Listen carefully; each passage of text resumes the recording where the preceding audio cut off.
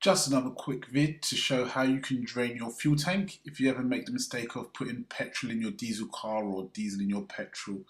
This is just a quick video on what you can do to help yourself. Okay, so the first thing you've got to do is gain access to your tank. The tank is located underneath the rear seat. You can gain access by lifting them up, as you see I'm doing here. It'll just be wedged in, and it's got a hinge at the bottom, so this is what it's made to do.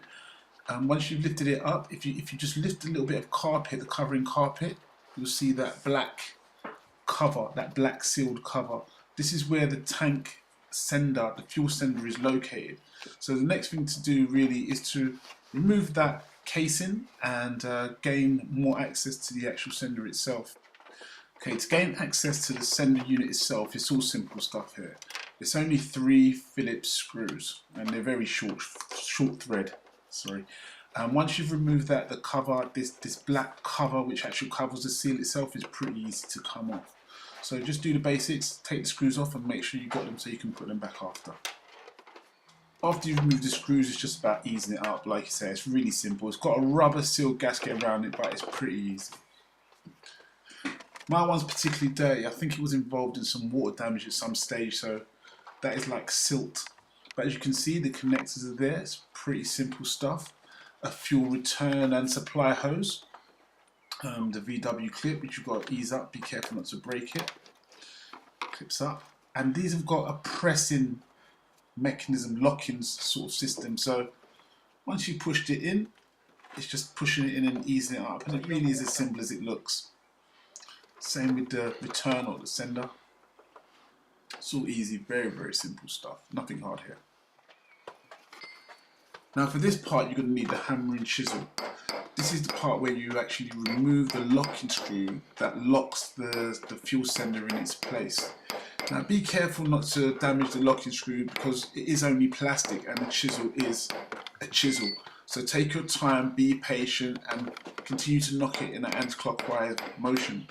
Keep on until it's easy enough to release it by hand, you know, and like I said, keep patient because you don't want to break it. It's only going to be a hassle to you to replace it.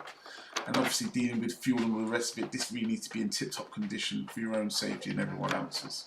So once you've got it to a hand-tight position, you can just lift it off like this, as I'm doing right now. Job done. I made an effort to clean mine up because I didn't want no extra debris going into the tank. But yours shouldn't be like this, so this is just a precautionary measure. Once it's removed, you can just lift it up, but be careful because this is full of fuel. In a minute you're going to see the mistake that I actually made. Take your time and lift it out. That whole container actually holds fuel, so be careful and don't make the mess like I did. Fortunately, this car's for braking, so I'm not affected as much, but if you're going to do it, make sure you take your time and ease it out slowly because the smell of diesel in your car is not nice. So learn from my mistakes and don't do the same thing I did. Once the fuel sender is removed, you can now gain full access to the contents of the tank. So at this stage you would feed your hose in to start draining off whatever you don't want. We use this drill powered water pump. They're readily available, you can buy them from most places. So once we bought this drill pump, we got some hose, some garden hose, some normal standard garden hose. Cut it to the size that we needed to. Once we cut it to the size we needed to, we fit it up. Really simple. We use the fittings. The fittings aren't necessary. I found out later the fittings aren't necessary, but you know, it's life and that's what happens. So we tighten it up. As you can see I'm doing it. Really basic. Now it's important that these connections are fitted on tightly so that the vacuum can be maintained. So as you've seen, I'm really forcing it in there, and I will be screwing that thing on extra tight to get a good grip on the hose. Once we had our pump set up, we slide the hose to the bottom of the tank so we can start draining it out. Just make sure it's actually sitting on the bottom and not picking up in the air because this pump usually needs to be primed first. Then it was just a matter of using our cordless drill and start draining off whatever was in there. You can see.